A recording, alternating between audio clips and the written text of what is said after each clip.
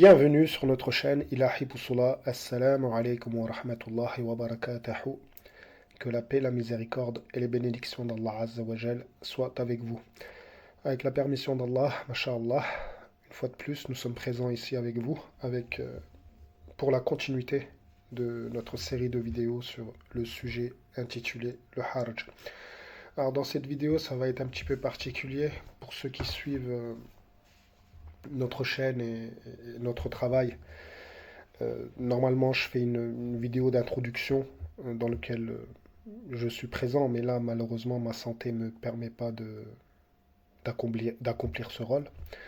Donc, je vais me contenter pour cette vidéo de commencer directement avec le travail de là où on l'avait laissé. Donc, on a dit comment dire, on a attiré l'attention sur plusieurs points du sujet du Harj dans les vidéos précédentes. Pour ceux qui ne les ont toujours pas regardées, je vous invite à le regarder. C'est un sujet qui est très très très important. Et pour les autres frères qui ne se sont toujours pas abonnés à notre chaîne, je vous invite fortement, Inch'Allah Ta'ala, à vous abonner pour soutenir notre travail et faire en sorte que justement les sujets que l'on a étudiés à travers le livre de Nu'aym bin Hammad, Kitab el-Fitan, qui est un livre très important de l'eschatologie islamique, puissent atteindre un grand nombre de nos frères pour qu'ils puissent eux-mêmes se prémunir contre les fitnas et être au courant des fitnas, enfin, des épreuves de la fin des temps, Inch'Allah Ta'ala. Donc on va directement commencer de là où on avait laissé. Donc, أعوذ بالله من الشيطان الرجيم بسم الله الرحمن الرحيم الحمد لله رب العالمين والصلاة والسلام على سيدنا محمد وعلى آله وصحبه أجمعين رب اشرح لي صدري ويسر لي أمري واحلل عقدة من لساني يفقهوا قولي رب زدني علما وفهما والحقني بالصالحين اللهم آمين بسم الله الرحمن الرحيم. Donc nous en étions restés au hadith numéro 381 qui nous provient à travers ce qu'a entendu Auf ibn Malik, radiallahu anhu, qui dit que lui-même il a entendu le prophète sallallahu alayhi wa sallam qui disait Sharru a'immatikum alladhina tubghidunahum wa yubghidunakum wa tal'anunahum wa yal'anunakum. قال قلنا يا رسول الله أفلا ننابذهم عند ذلك قال أما ما أقاموا الصلاة فيكم فلا ألا من ولي عليه وال فرآه ياتي شيئا من معصية الله فليقرح ما ياتي من معصية الله ولا ينزع يدا من طاعة.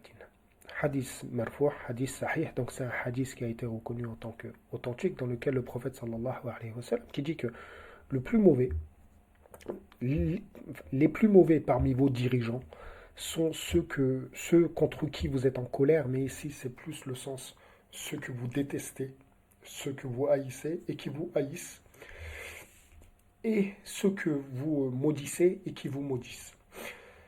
Et on a posé la question, donc on a posé la question au prophète sallallahu alayhi wa sallam, Ya Rasulallah, ô prophète d'Allah,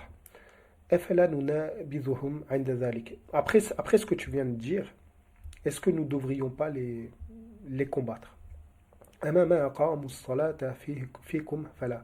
Tant qu'ils prieront, tant qu'ils feront la prière entre vous, non, ne les combattez pas.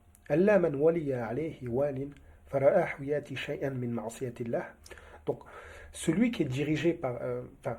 le sens qui s'y rapproche le plus en français, c'est celui d'entre vous qui voit que son dirigeant vient avec un acte qui est détesté par Allah Azza wa Jal, qu'il rejette cet acte, qu'il déteste cet acte avec lequel il vient, plus ou moins.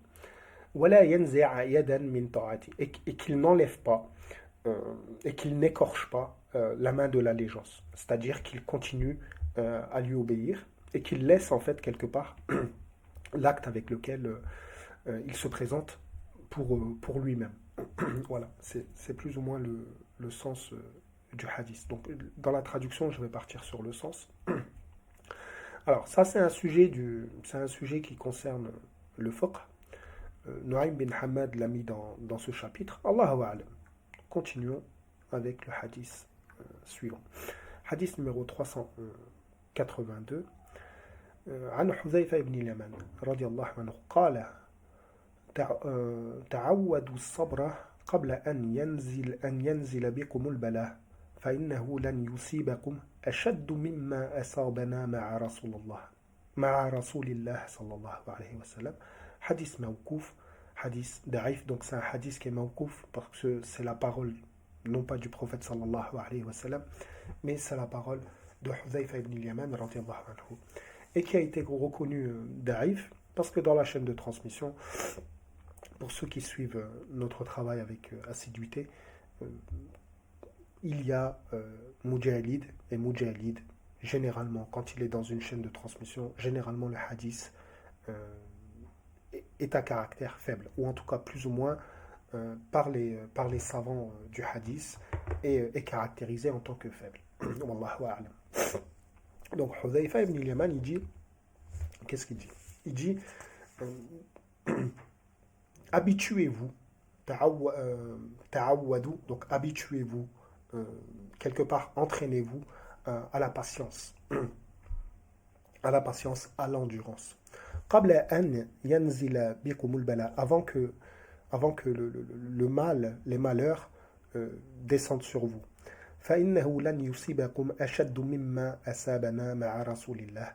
Donc, et très certainement, ce qui vous atteindra ne sera pas plus difficile que ce que nous avons enduré quelque part avec le prophète sallallahu alayhi wa sallam. Donc, quelque part, le sens qui s'y rapproche le plus, c'est ne vous touchera très certainement pas plus difficile que nous a touché quand nous étions avec le prophète sallallahu alayhi wa sallam. Donc, c'est un hadith, comme je vous ai dit, mawkouf, da'if. Alors ça, je vais effacer ça, je ne sais pas pourquoi il y a ça ici. Je préfère avoir une page propre. Excusez-moi. Alors, hadith numéro 382, on a dit hadith numéro 383. عن أبي ذر رضي الله عنه قال لي رسول الله صلى الله عليه وسلم. Donc, c'est Abu Dharr qui dit que le prophète sallallahu alayhi wa sallam lui a dit يا أبا ذر كيف تعمل إذا جاء الناس حتى لا تستطيع أن تقوم من فراشك إلى المسجد ومن مسجدك إلى الفراش. Donc, Abu Dharr, il dit que le prophète sallallahu alayhi wa sallam, il lui a dit يا أبا ذر, يعني أو أبو ذر, qu'est-ce que tu feras quand les gens seront atteints d'une famine,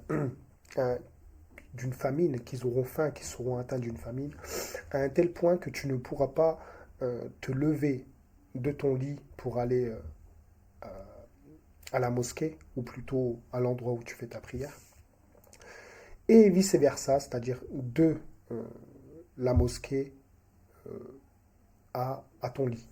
قال قلت, donc Abu Dharr, il dit que il a dit Allah wa rasuluhu a'lam, c'est-à-dire que le prophète, Allah et son prophète sont les plus connaisseurs sur ce sujet. قال تاتي من أنت منه. Donc le prophète sallallahu alayhi wa sallam, il lui dit rejoins de qui tu es, c'est-à-dire rejoins tes proches, rejoins tes parents. قال قلت أرأيت إن أبى علي. Et si on m'empêche ceci, dans ces cas-là, le prophète sallallahu alayhi wa sallam, si on t'empêche de rejoindre tes proches, tes parents, dans ces cas-là, rentre chez toi. Et si l'on vient à me refuser aussi cela, à m'empêcher aussi justement de rentrer chez moi. قال إن خشيت أن يبحك شعاع السيف فألقي طائفة ردائك على وجهك يبوء بإثمك وإثمه. Donc, le prophète sallallahu alayhi wa sallam, dans ces cas-là, il lui dit, si on te refuse aussi justement de rentrer chez toi, Dans ces cas-là, si tu crains que, comment dire, le rayon, la lueur de l'épée, en fait, ici, c'est le brillant de l'épée, n'éblouisse tes yeux, dans ces cas-là, mets un morceau de tes vêtements sur ton visage, afin que justement la personne qui aura levé excusez-moi, l'épée sur toi, reparte, retourne d'où il est venu avec ton péché et son péché. قال قلت أفلا أحمل سلاحا, c'est-à-dire ne devrais-je pas, Ebu Dhar dit, ne devrais-je pas plutôt lever, porter mon arme, c'est-à-dire porter mon arme contre mon agresseur. قال إذا تشرق. Dans ces cas-là, si tu fais ceci, le prophète sallallahu alayhi wa sallam lui dit que si tu en viens à faire ceci, dans ces cas-là, tu te seras associé à son acte, c'est-à-dire que tu te seras rendu pécheur autant que ton agresseur. Hadith marfou', hadith sahih, et ici c'est un hadith qui rejoint encore une fois le harj, et l'on avait, comment dire, traité les points les plus importants, si je ne me trompe pas, du harj, en l'occurrence ceux dans lesquels on avait dit que ce serait une guerre interne à la communauté musulmane, que ce sera une guerre, c'est pas une guerre, c'est une épreuve, excusez-moi, interne à la communauté musulmane, dans laquelle une partie de la communauté musulmane en viendrait à tuer une autre partie, qui, celle-ci, donc la partie qui, comment dire, qui sera acteur, se retrouvera à travers son acte à baigner dans l'impiété. Donc on avait vu les hadiths qui tournaient autour de ça. Ici, c'est encore une fois, c'est un hadith qui tourne autour de ça, qui montre que voilà, le musulman à la fin des temps, qui vivra à l'époque de la fitna du Hajj, ne doit surtout pas lever son arme contre son agresseur. C'est une spécificité de cette fitna-là. Et c'est pour ça que le sujet du Hajj, comme je l'avais dit dans les vidéos précédentes, est très particulière et elle est très, comment dire, importante à être connue et savoir comment est-ce que l'on va se prémunir de ceci, si ce n'est suivre les recommandations du prophète sallallahu alayhi wa sallam, c'est-à-dire quelque part se contenter de rejoindre l'endroit où on fait la prière, de croiser ses bras et de dire Rabbi Allah, et de laisser son agresseur repartir avec ce péché de tuer, de faire couler le sang d'une personne qui dit La ilaha illallah wa Muhammad ar-Rasulallah. Donc, continuons avec le hadith suivant, 384. Pour ceux à qui ma voix pourrait venir faible, je suis vraiment désolé, mais j'ai des problèmes de santé qui m'empêchent de parler longuement et surtout de parler à forte voix. Donc, je m'en excuse. عن أبي سلمة بن عبد الرحمن أن حسين بن علي دخل على عثمان رضي الله عنه وهو محصور. Donc ici c'est Ebu Salama ibn Abdurrahman qui dit que Hussein ibn Ali, donc Hussein, est rentré chez Othman à la période où Othman était, comment dire, encerclé chez lui, emprisonné chez lui, et il lui a dit Ya Amir al-Muminin, ô prince des croyants, Ana ta'un yadik, famurni bima shita. Donc, je suis à tes ordres, ou plutôt je suis à l'écoute de ta main, mais ici c'est du ta'abir, c'est simplement pour dire je suis à tes ordres. Famurni bima shita, dis-moi ce que tu veux, ordonne-moi ce que tu veux, je le ferai. Faqala lahu Uthman, et Uthman ibn Affan radiallahu anhu de lui répondre Ya ibn akhi, fajlis fi baytik, hatta yati Allah bi amrih. Donc Uthman ibn Affan, il lui dit ô le fils de mon frère, reste assis chez toi jusqu'à ce que l'ordre d'Allah Azza wa Jal vienne. فلا حاجة لي في حراقة الدماء في حراقة الدماء. Je n'ai pas besoin, je n'ai pas envie de faire couler le sang, que le sang du musulman, que le sang coule plutôt, mais ici, bon, on comprend que c'est le sang du musulman. Hadith mawkouf, hadith sahih, donc ce n'est pas la parole comment dire, du prophète sallallahu alayhi wa sallam, c'est la parole d'un compagnon, mais c'est un hadith qui a été caractérisé sahih. Alors ici, c'est important, dans ce chapitre, enfin dans cette partie du chapitre que l'on est en train d'étudier, je vous avais cité plusieurs points sur lesquels on allait, je ne vais pas dire intervenir, mais sur lesquels on allait attirer l'attention. Et l'une de ces points-là, c'était comment est-ce que les compagnons ont perçu justement les fitnas qu'ils ont vécues à leur époque. Et donc c'est traité dans le chapitre du Hajj. Donc ici on a un hadith qui rejoint justement les éléments sur lesquels on va utiliser pour faire l'analyse de voir comment est-ce que les compagnons ont réagi, ou plus ou moins, ou plutôt certains compagnons, face aux épreuves de leur époque. Alors je ne vais pas faire l'analyse dans cette vidéo. Dans cette vidéo, je vais essayer d'avancer le chapitre, Inch'Allah. Il nous reste pas beaucoup de hadiths à traiter. Et à la fin du chapitre, donc sûrement dans la prochaine vidéo, je réutiliserai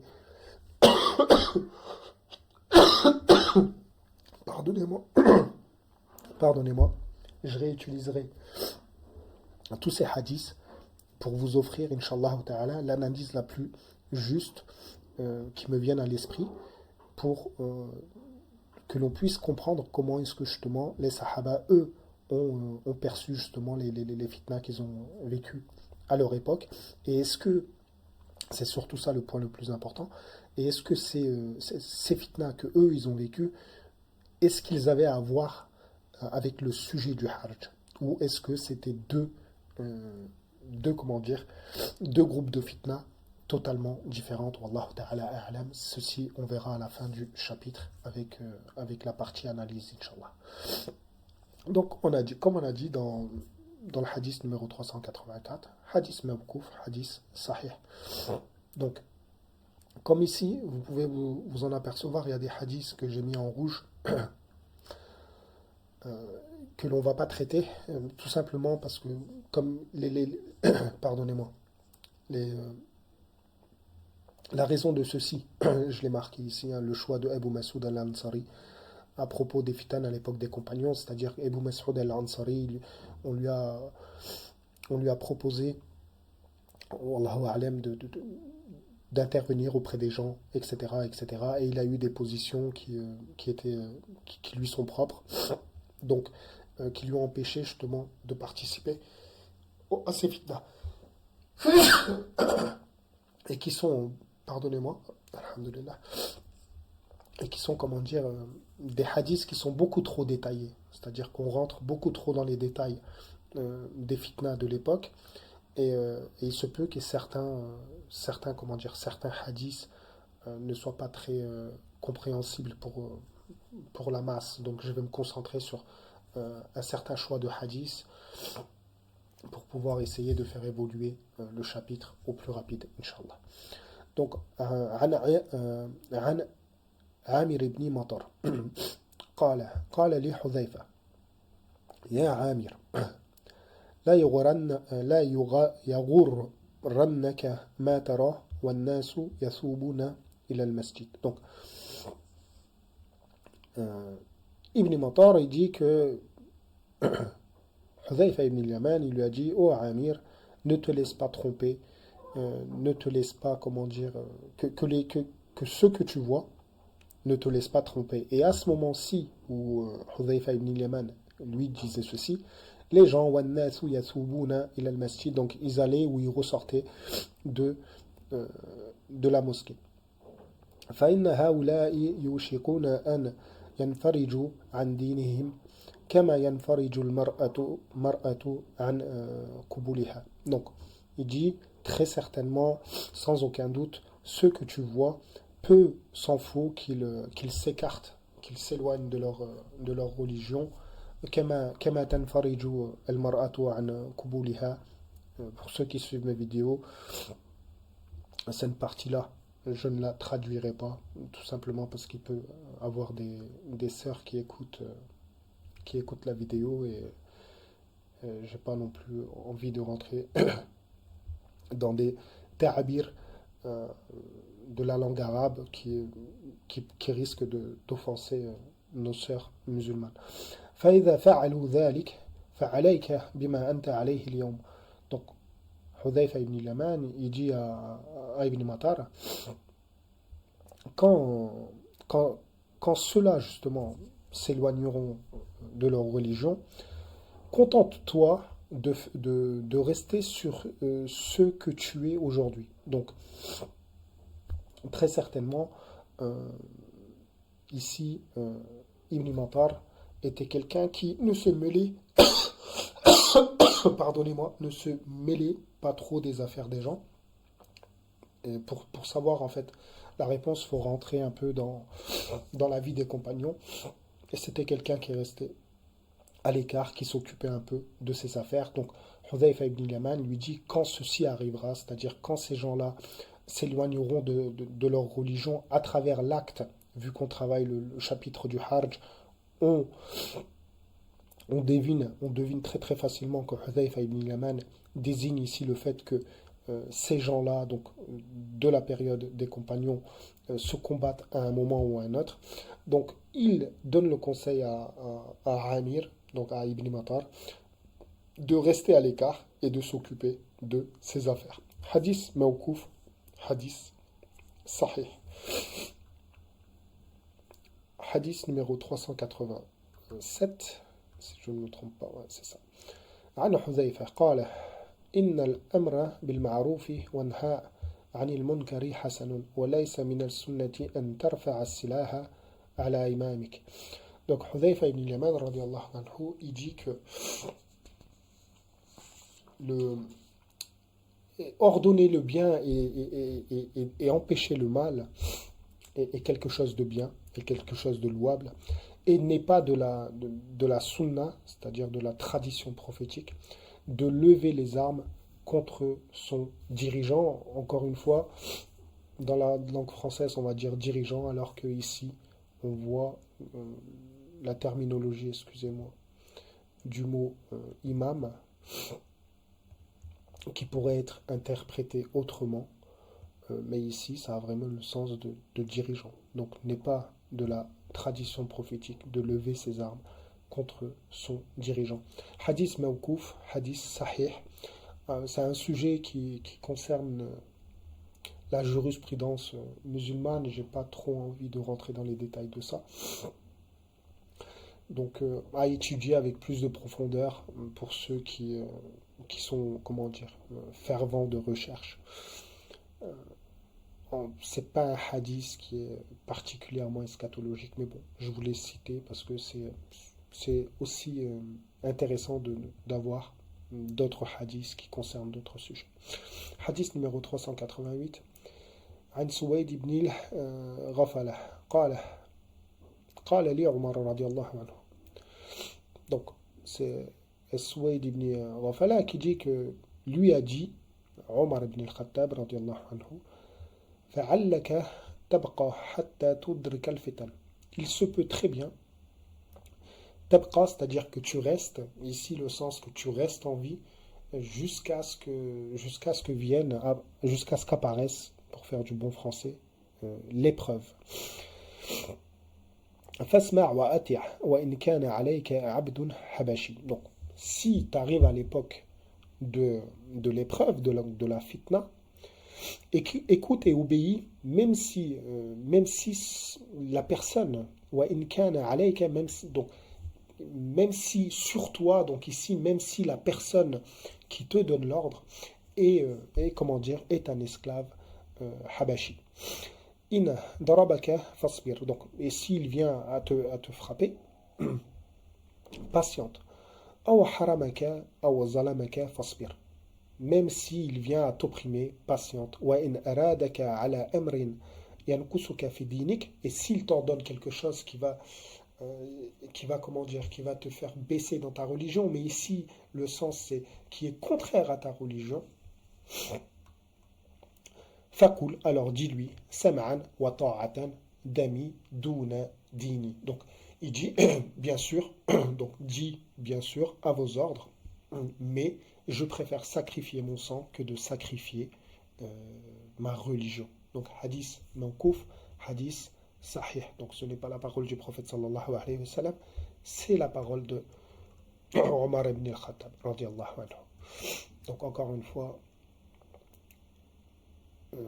hadith numéro 389, donc on va pas le traiter, j'ai mis la raison, l'appel de Abdullah ibn Salam de ne pas tuer Othman ibn Affan. Je vous ai dit, ce sont des hadiths très détaillés, donc qui vont pas être très importants de traiter dans le chapitre, parce qu'ils vont mettre plus en avant d'autres sujets qui sont pour ma part très intéressants, parce que moi j'aime bien lire et j'aime bien, alhamdoulilah, enrichir un petit peu ma culture historique de la période des compagnons, mais dans la vidéo, je pense pas que ça va, enfin, je pense pas que ça va être intéressant de traiter ces hadiths-là avec ce chapitre-là. Peut-être ouvrir un autre chapitre sur les compagnons et de les traiter spécifiquement avec leur comportement spécifique pour pouvoir comprendre d'autres choses et d'autres événements et peut-être même, Allah Ta'ala a'lam, essayer d'élucider quelques points d'ombre de la période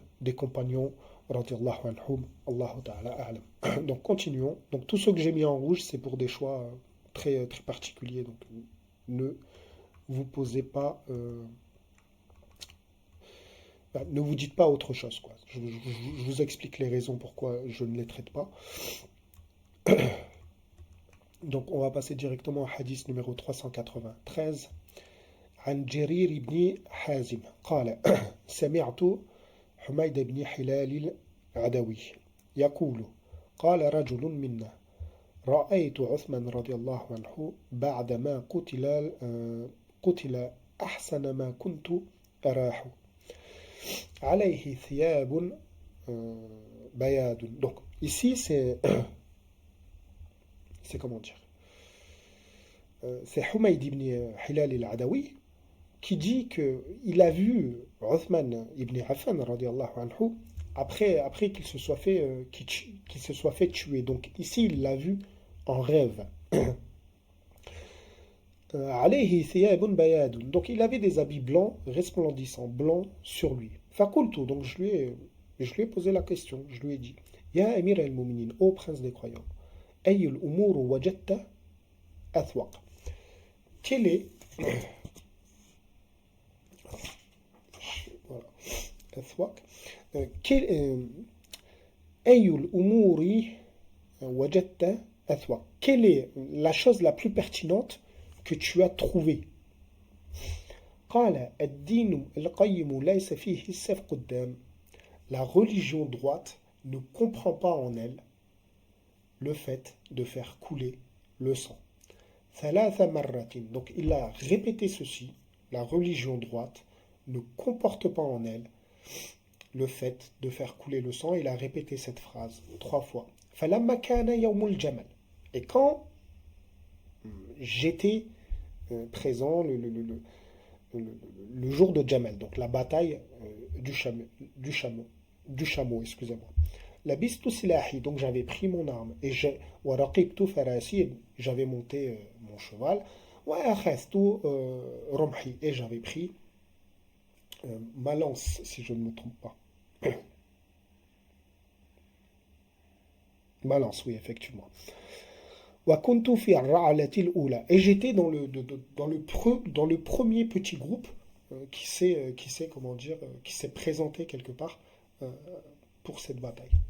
فبين أنا كذلك إذا عرضت لي رياية. Donc, et quand j'étais comme ça, c'est-à-dire quand j'étais dans le petit groupe, dans le premier petit groupe qui s'est présenté pour cette bataille, etc., et que j'avançais justement dans le champ de bataille, je me suis rappelé, c'est présenté à moi mon rêve, donc je me suis rappelé de mon rêve, فقلت, et j'ai dit, ألم يقل لك عثمان في منامي كيت وكيت.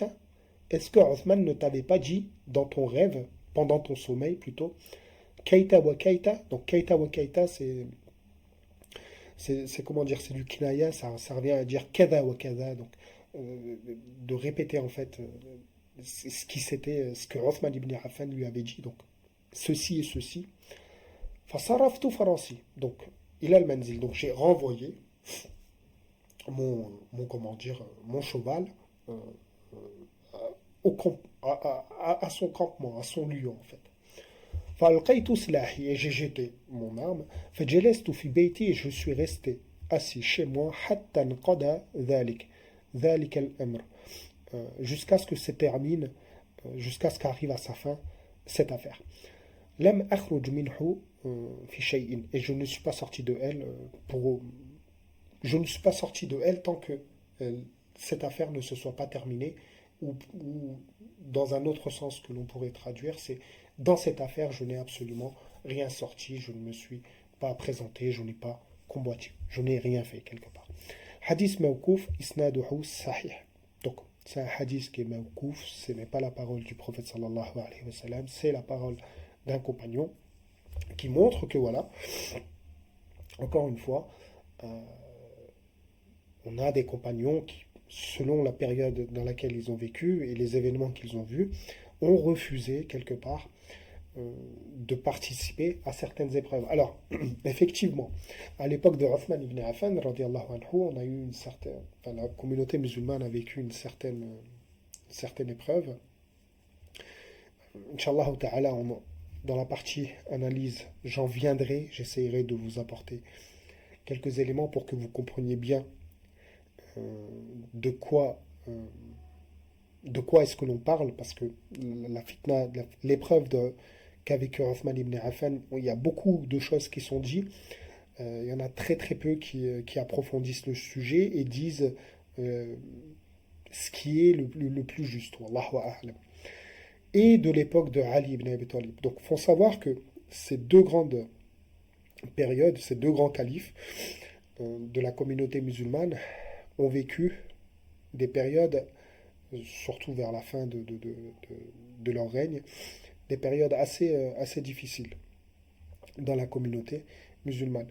Et certains compagnons ont refusé, donc pas tous, certains compagnons ont refusé. À l'époque de Uthman ibn Affan, radiallahu anhu, pratiquement tous les compagnons n'ont pas participé. Il y a deux raisons à ça. Il y en a une partie qui ont utilisé certaines paroles qui leur est parvenues du prophète sallallahu alayhi wa sallam, qui leur ordonnait de rester chez eux. Donc ils ont utilisé ces paroles-là du prophète sallallahu alayhi wa sallam. Et une autre partie n'a pas participé sous les ordres de Uthman ibn Affan, comme dans les hadiths précédents, on a pu le voir à travers Hussein ibn Ali, radiallahu anhu, alayhi salam, à qui Uthman ibn Affan lui a ordonné directement de rester assis chez lui. On a Ali ibn Abi Talib qui s'est proposé aussi, qui s'est vu aussi refuser l'aide qu'il voulait apporter à Uthman ibn Affan. Donc, l'époque de Uthman ibn Affan, c'est un petit peu particulier. L'époque de Ali ibn Abi Talib, c'est encore un petit peu plus particulier.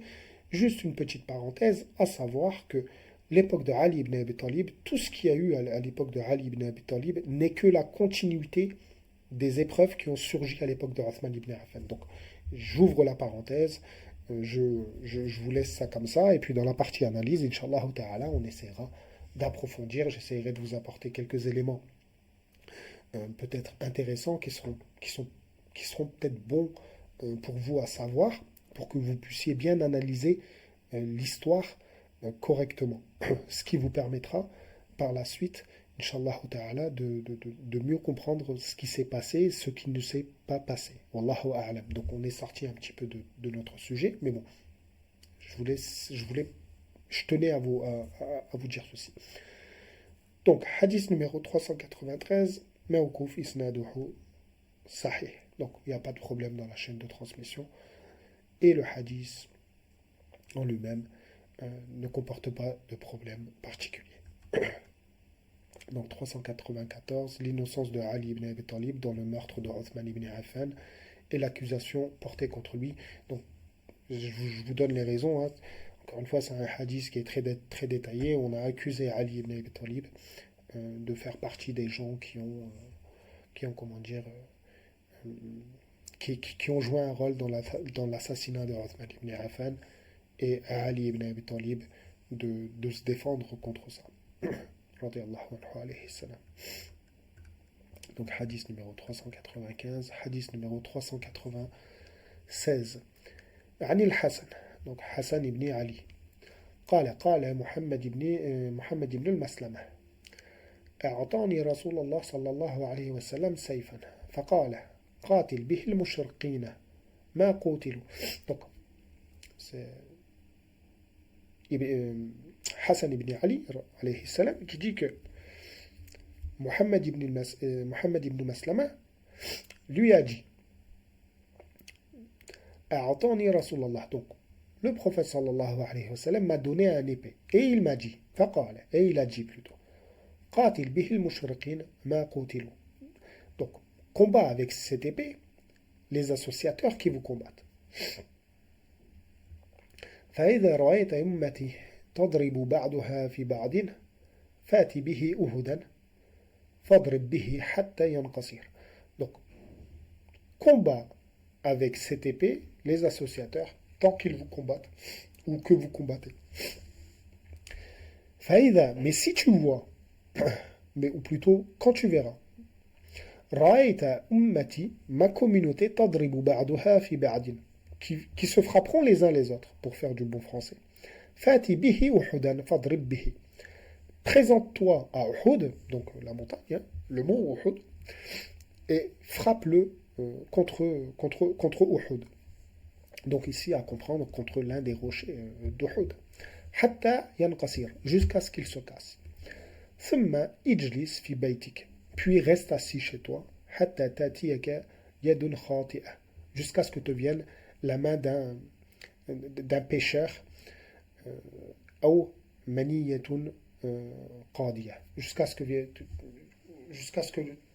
se présente à toi la main d'un pécheur ou la mort, quelque part.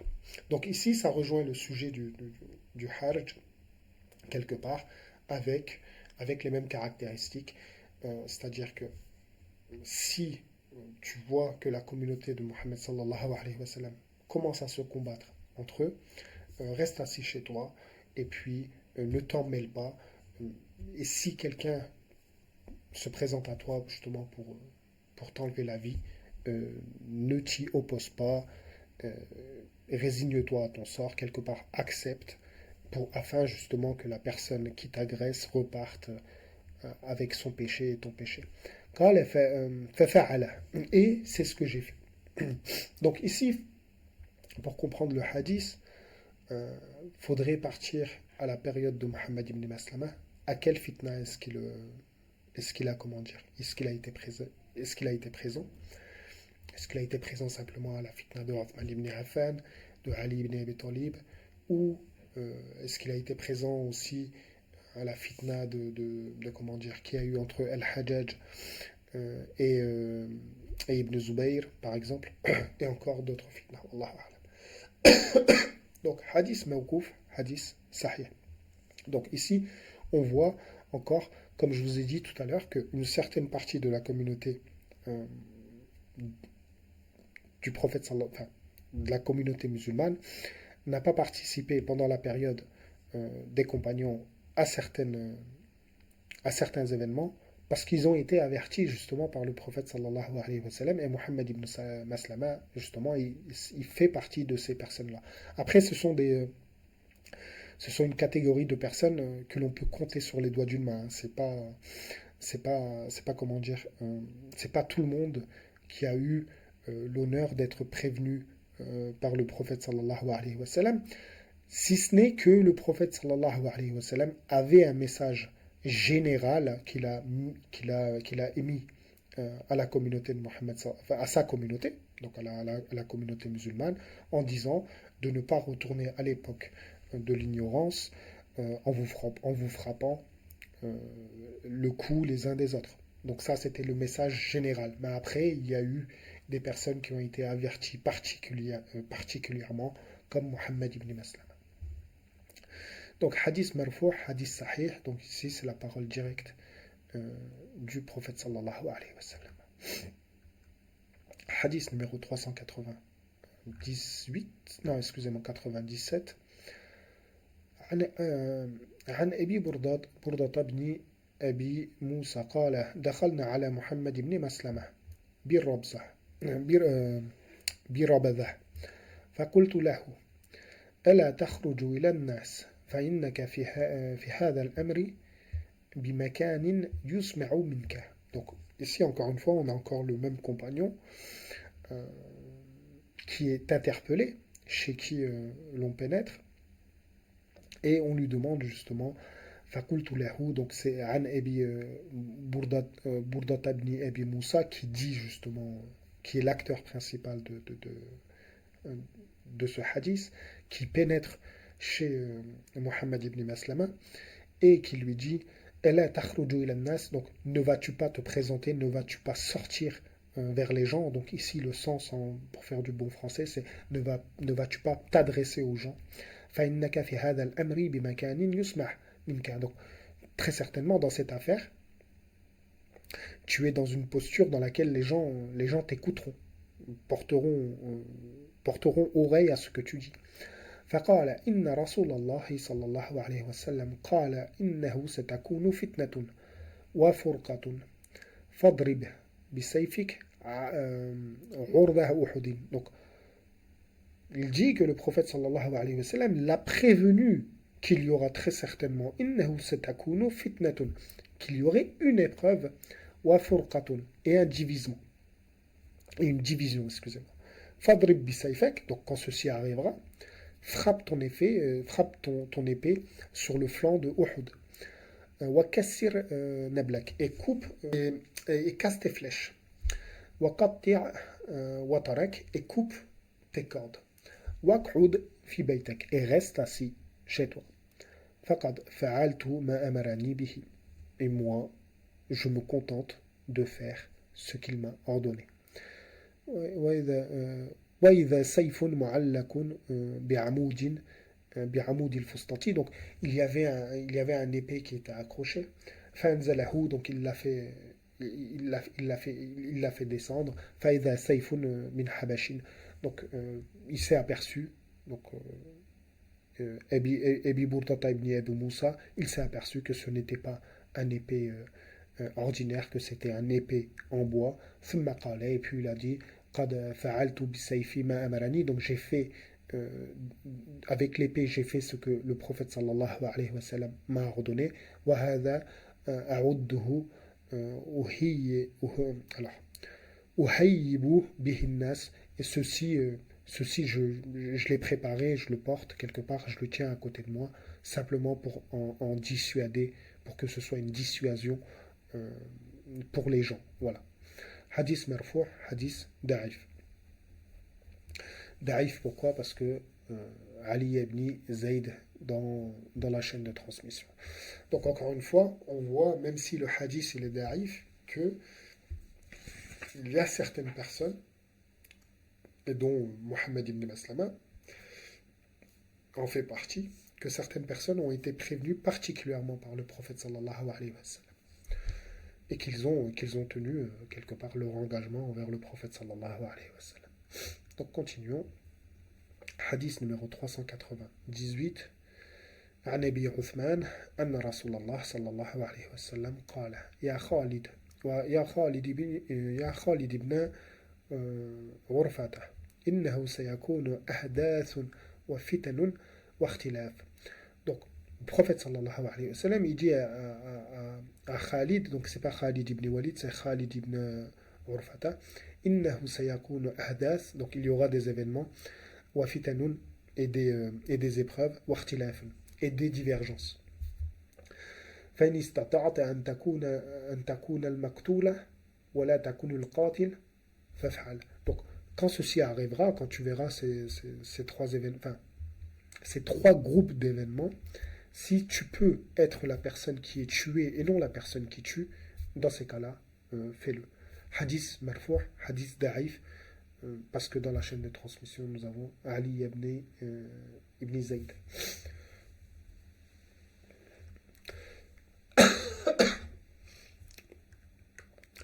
Hadith numéro 394.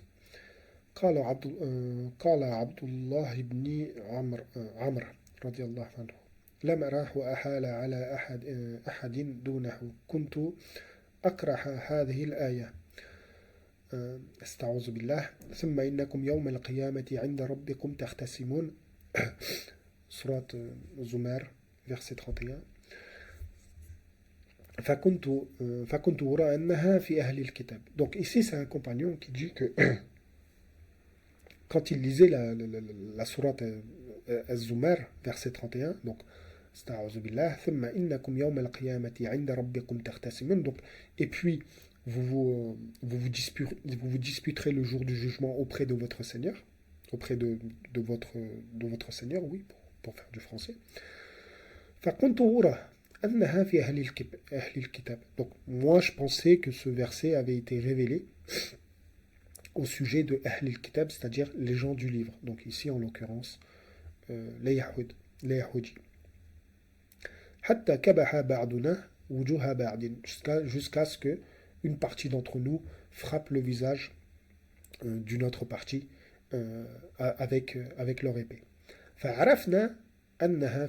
Donc, puis nous avons compris que ce verset nous concernait.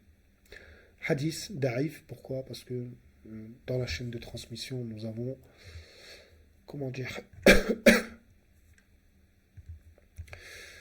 Sami'atu, donc j'ai entendu, donc qui, Anissa ibn Omar, qui dit qu'il l'a entendu d'un cheikh, donc on ne sait pas qui, on ne sait pas de qui il l'a entendu, qui lui l'a entendu d'Amr ibn Murrah.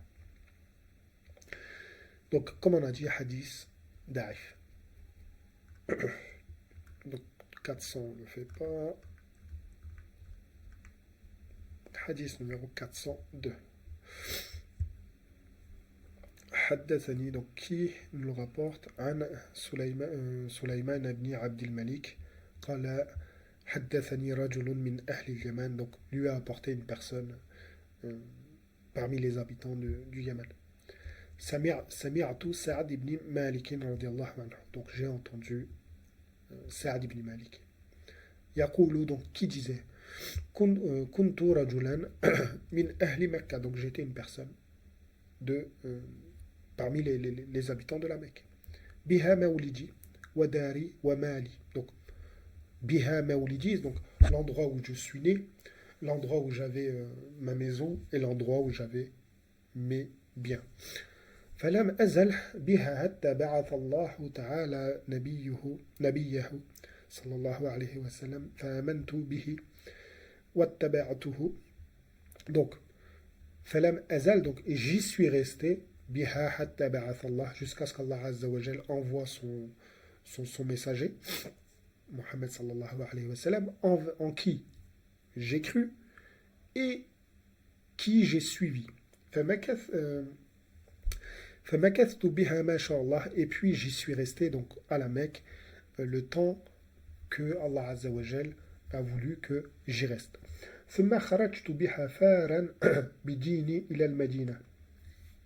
Et puis je suis sorti de elle en m'enfuyant pour ma religion, avec ma religion, il al-Madina, pour protéger ma religion quelque part.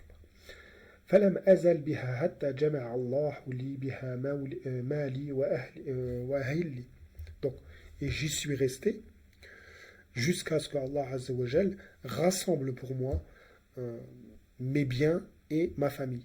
وأنا اليوم فار بديني من المدينة إلى المكة.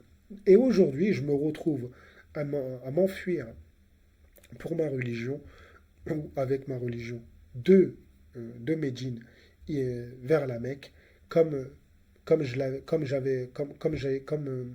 m'étais enfui pour ma religion de la Mecque vers Médine.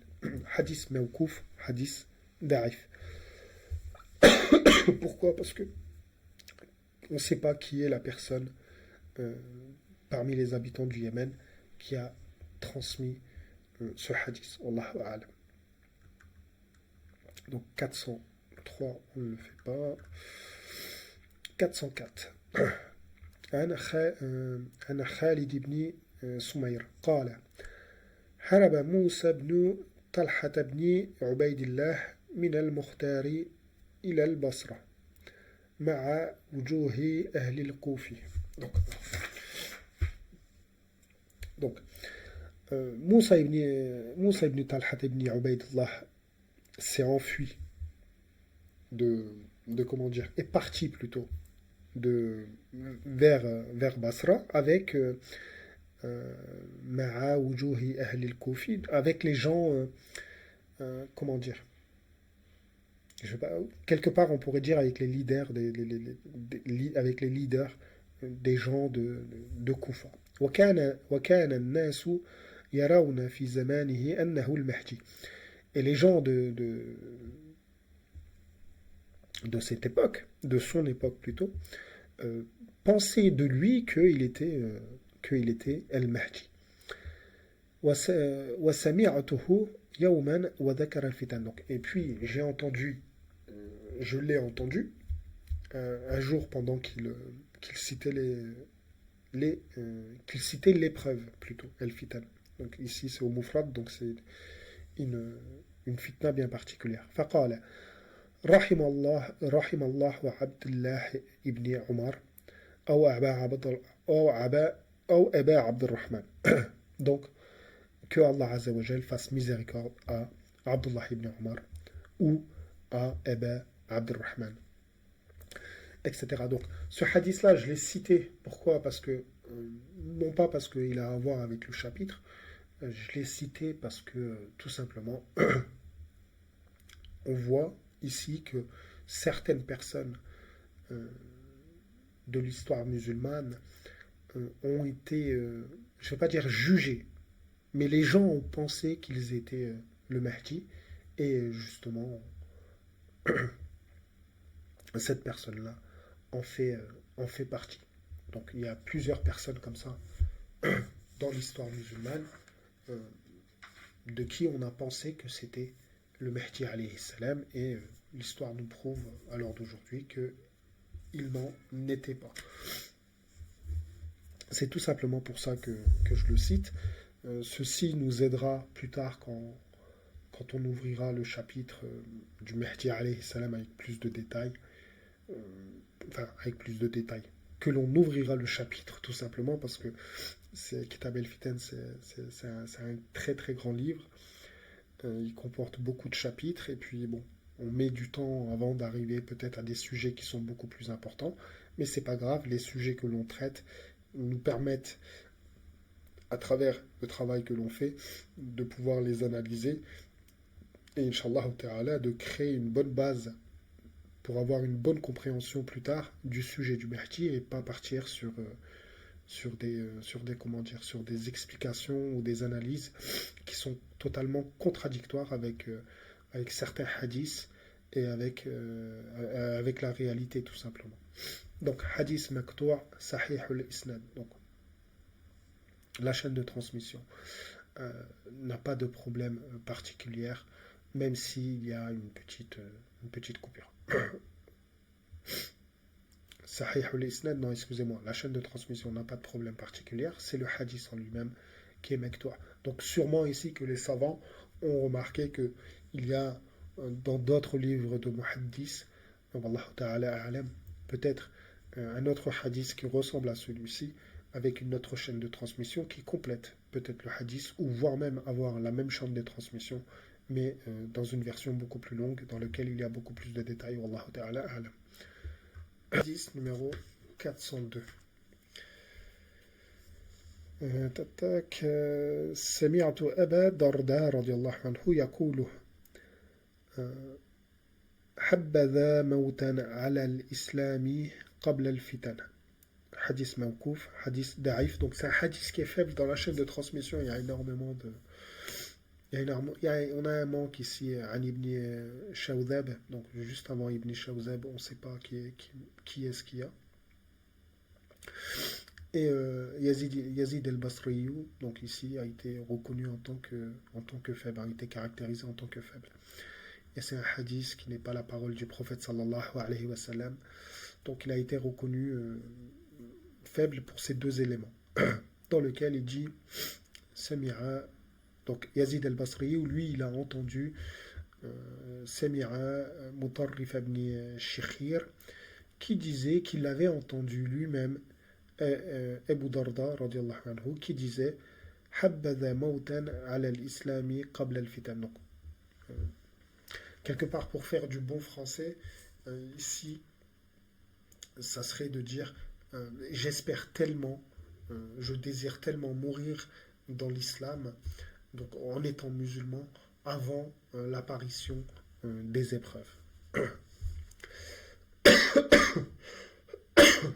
Donc, comme on a dit, hadith mawkouf da'if. Donc, continuons. Ah non, c'était 406, excusez-moi. J'ai totalement... Je sais pas pourquoi j'ai dit ça. Hadith numéro 412. عن أبي هريرة رضي الله عنه قال رسول الله صلى الله عليه وسلم من قاتل تحت راية عمية يغضب لعصبية. Celui qui meurt ou qui combat, excusez-moi, c'est plutôt il combat, sous un étendard aveugle, yabghadu li'asabiyatin, qui appelle ou qui est dans, qui est comment dire, qui est dans une colère extrême, ou pour faire du bon français, dire qu'il est dans un fanatisme ou dans un sectarisme, ou qui aide justement ce sectarisme, ou qui soutient ce sectarisme, ou qui invite à ce sectarisme, à ce fanatisme. Attention, ça peut avoir le sens de sectarisme, comme ça peut avoir le sens de fanatisme ou d'extrémisme. Wallahu a'lam. Faqutila, et qui est tué? Faqatlatun jahiliyatun. Et qui est tué? Dans ces cas-là, sa mort sera l'équivalent à la mort de l'époque de l'ignorance. وَمَنْ خَرَجَ عَلَى أُمَّتِي. Et celui qui se lève contre ma communauté. يَضْرِبُ بَرَّحَ وَفَاجِرَحَ لَا يَنْحَاشُ مِنْ مُؤْمِنٍ. Donc, et qui tue ou qui frappe et qui en frappe ses pieux. Barraha, donc ses pieux. Wafajiraha, donc et qui en frappe quelque part en frappant aussi ses pervers. La yanhashu min muminihad, sans faire la différence de ces croyants, sans en épargner, excusez-moi, les croyants. Wala yafi lidhi ahdin ahdaha, et sans donner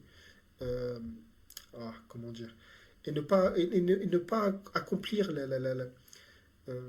la promesse qui a été donnée parmi aux gens qui ont justement un pacte, donc sans en omettre ceux qui ont un pacte quelque part avec le musulman. Falaysa minni, il n'est pas de moi. Walastu minhu, et je ne suis pas de lui. Donc quelque part il n'a rien à voir avec nous et nous n'avons rien à voir avec lui. Hadith marfou', hadith sahih. Ici c'est un hadith qui est très important. C'est un hadith qui est très important, même si c'est un hadith qui est historique. Dans la jurisprudence, c'est un hadith qui est très important parce que les gens qui ont un pacte avec les musulmans doivent respecter leur pacte. Donc, dans la jurisprudence, c'est un hadith qui est très très très, très important. Bon, après, bien sûr, les savants du fiqh, moi quand je dis les savants du fiqh, je pense que ceux qui suivent mes vidéos auront compris. Moi, je parle des écoles juridiques légitimes. Hein. Hadith numéro 300. On est où 317. عن عبد الله بن عمرو قال زوال الدنيا بأسرها أوحن أحون excusez-moi على الله من دم امرئ مسلم يسفك بغير حق. Donc Abdullah ibn Amr, il dit que il est plus plaisant.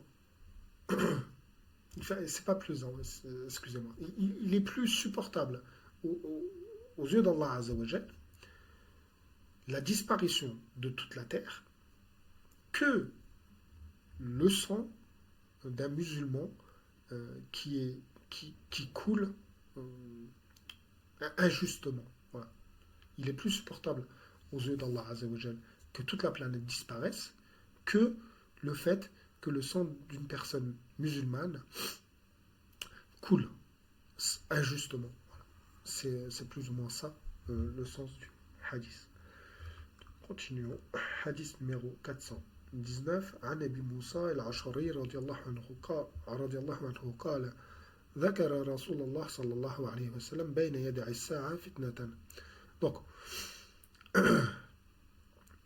Abu Musa al-Ash'ari, il dit que le prophète sallallahu alayhi wa sallam, il a dit ذكر رسول الله صلى الله عليه وسلم بين يدي الساعة فتنة. Donc, il a cité une fitna particulière qui aurait lieu, ou plutôt que le prophète sallallahu alayhi wa sallam citait, et il a dit que avant l'avènement de l'heure, il y aura une fitna. Alors ici, c'est au mufrad. Il parle d'une fitna bien particulière.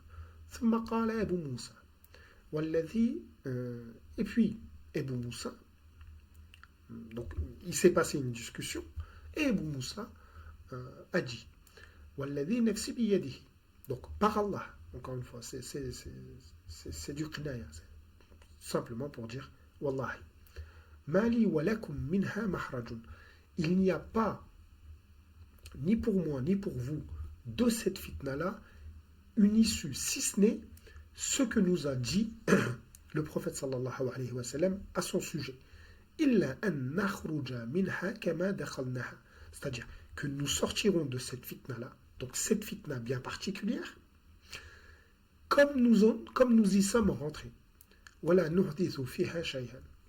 Voilà, c'est plus ou moins le hadith. Alors ça, c'est un hadith que l'on avait déjà travaillé dans la partie subhanallah, dans nos premières vidéos. C'est une partie, normalement elle est un petit peu plus longue, ce hadith-là, mais apparemment c'est une autre version que Nu'aym bin Hamad rahmatullah alayhi a présentée dans ce chapitre-là.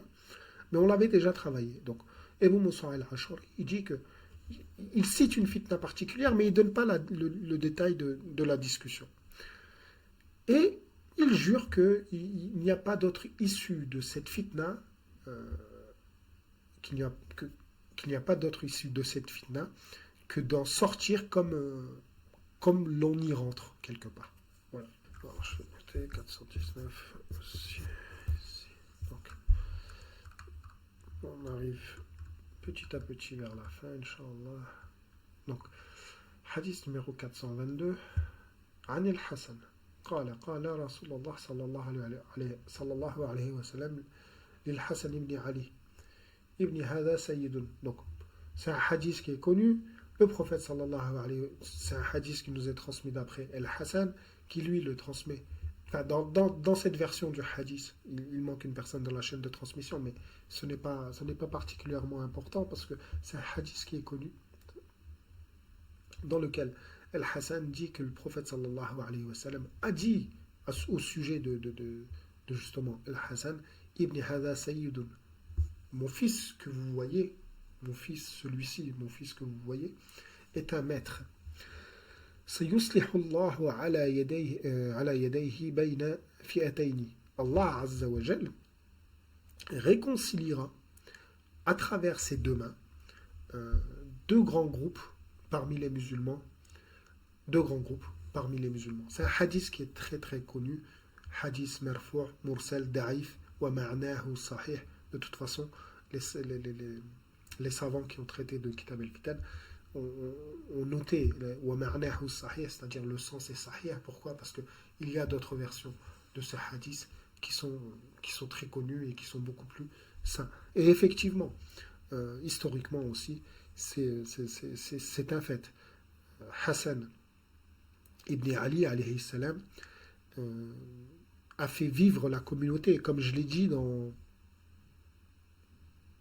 les chapitres précédents, si je ne me trompe pas, c'était le chapitre des 12 califes, ou non, excusez-moi, c'était le chapitre Califat Miséricorde, dans lequel j'avais dit il est primordial de corriger les erreurs linguistiques que l'on fait quand on traite du sujet de l'histoire musulmane en disant qu'il y avait 4 califes. Non, il n'y avait pas 4 califes. Le prophète sallallahu alayhi wa sallam avait prédit une période bien déterminée qui s'accomplit avec les 6 mois de règne de Hassan ibn Ali alayhi salam.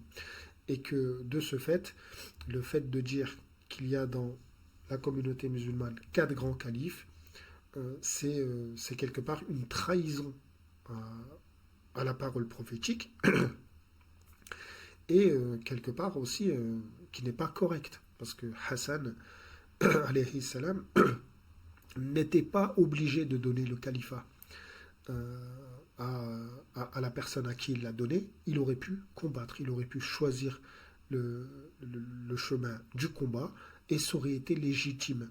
Je le dis ouvertement, ça aurait été légitime. Il n'y aurait absolument pas eu de divergence sur ce sujet-là du côté des savants, c'est-à-dire dans le hukm, dans le verdict qui aurait été donné du côté des savants musulmans, il n'y aurait eu absolument pas de divergence, comme il n'y a pas eu de divergence pour les gens qui ont traité la période de Ali ibn Abi Talib justement, d'accord, avec justesse, avec courage. Pour ces personnes-là, il n'y a jamais eu de divergence sur le fait de dire que Ali ibn Abi Talib alayhi salam, anhu, avait absolument raison à 99,99% sur les choix qu'il a fait. Donc Hassan ibn Ali alayhi salam n'était absolument pas dans l'obligation de faire, enfin, de faire le choix de se, comment dire, de s'auto-destituer quelque part de sa place de calife. Il l'a fait pour faire vivre la communauté musulmane, et il a fait vivre la communauté musulmane. Donc, ne serait-ce que pour ceci, ne serait-ce que pour, je ne vais pas dire rendre hommage, mais reconnaître ce grand acte, qui est un grand acte, bah, comment dire, corrigeons, ne serait-ce que justement pour ça, corrigeons nos erreurs linguistiques sur le fait de dire qu'il y a 4 grands califes dans la communauté musulmane. Non, absolument pas.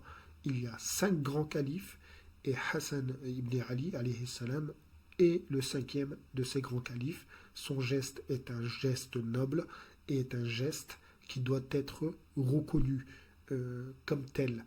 Donc voilà, je l'ai cité vraiment, je l'ai cité parce que c'est un hadith, moi, que j'aime énormément, et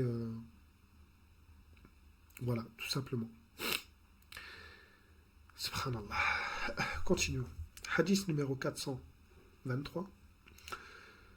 عن الزهري قال لقي علي رضي الله عنه أسامة بن زيد. Donc Ali ibn Abi Talib a rencontré, ou plutôt a rejoint Usama ibn Zayd, ou arsala ilayhi, où il est parti, où il l'a envoyé quelqu'un vers lui. فقال له علي ما كنا نعدك إلا من أنفسنا يا أسامة. Alors, Ali ibn Abi Talib, il lui pose la question. C'est quoi qui t'a empêché de nous rejoindre ou d'être avec nous, Ya Usama? فلما تدخل معنا في هذا الأمر, donc de nous rejoindre dans cette affaire.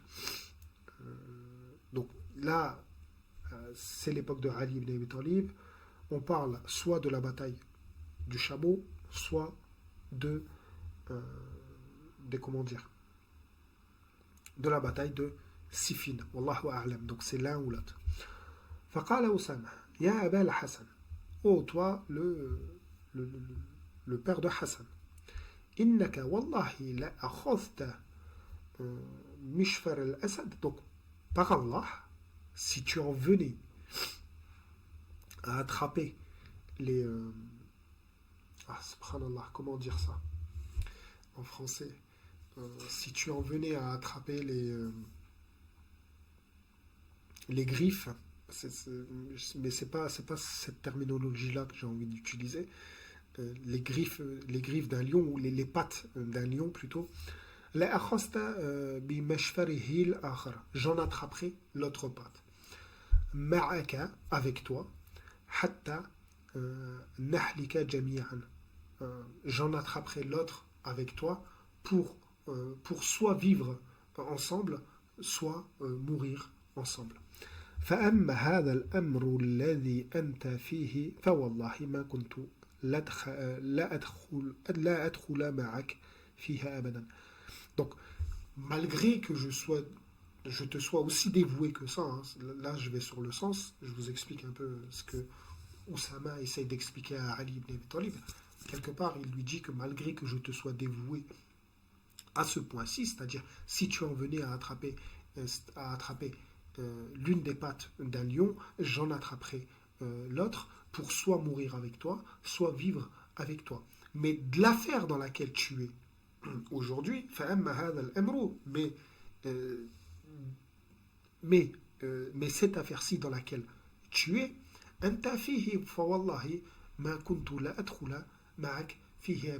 je n'y entrerai pas, je ne m'y emmêlerai pas, je ne m'y emmêlerai jamais.